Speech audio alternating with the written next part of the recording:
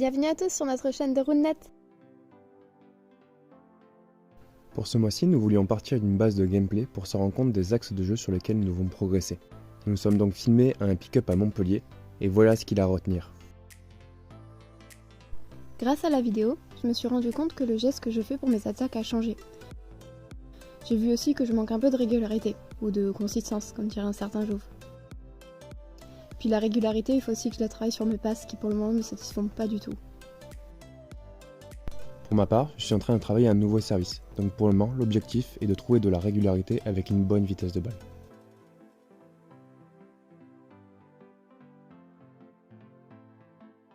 N'ayant pas d'objectif compétitif à court terme, on profite de la off-saison pour retravailler en profondeur notre jeu. Ce n'est pas simple d'accepter de revenir en arrière et revoir ce qu'on pense déjà savoir faire, mais c'est comme ça que l'on acquiert des bases solides pour la suite.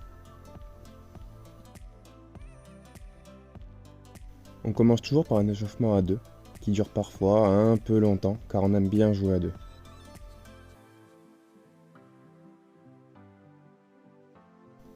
Puis on commence les exercices.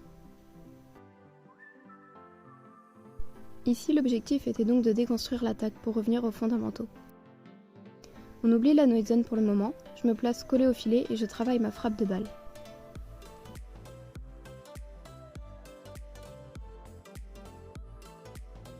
Les points clés sont de décoller le coude du corps, une frappe basse, et d'accélérer au mouvement avec son avant-bras et son poignet.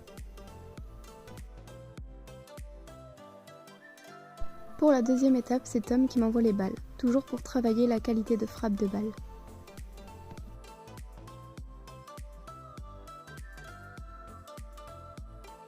Et pour finir, je me place en noise zone pour essayer de mettre en application la frappe de balle avec du déplacement. Il est important d'appliquer les fondamentaux vus au début, tout en gardant le buste bien penché au-dessus du set.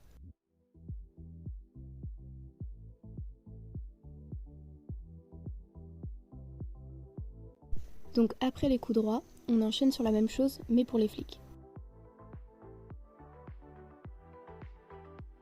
Depuis quelques temps, j'ai pris un mauvais réflexe de vouloir forcer sur mes flicks qui se transforment de plus en plus en backhand, et je ratais donc de plus en plus la balle.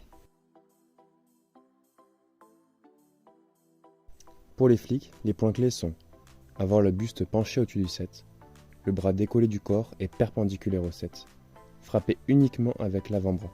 L'épaule ne joue que très peu un rôle dans les flicks. Il est important de ne pas forcer sur ces flicks, au risque qu'ils se transforment en backhand en ne restant pas ras du sol.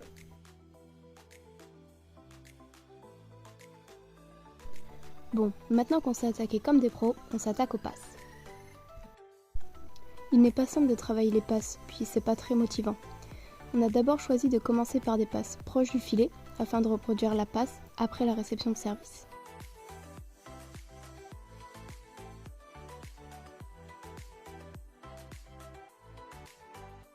Il est important d'avoir la main pas trop rigide et les doigts écartés afin d'avoir un meilleur contrôle. Mais pour Lou, le plus important, c'est d'essayer d'avoir un mouvement smooth, c'est-à-dire de ne pas créer d'à-coups lors de la passe. La deuxième situation était de reproduire des passes après une touche défensive, donc loin du filet. Ici, deux difficultés viennent s'ajouter. De 1, la lecture de la trajectoire, et de 2, réussir à envoyer la balle suffisamment fort tout en restant précis.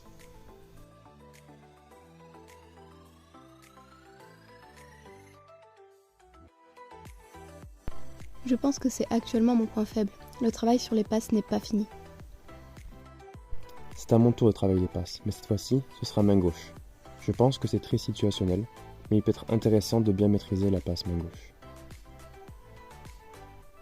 Je n'ai généralement pas trop de mal à faire la passe dans la bonne direction du set, mais elles sont souvent trop tendues ou trop courtes. Il va falloir faire plus de répétitions pour peut-être faire une passe main gauche qui nous enverra vers le top 5.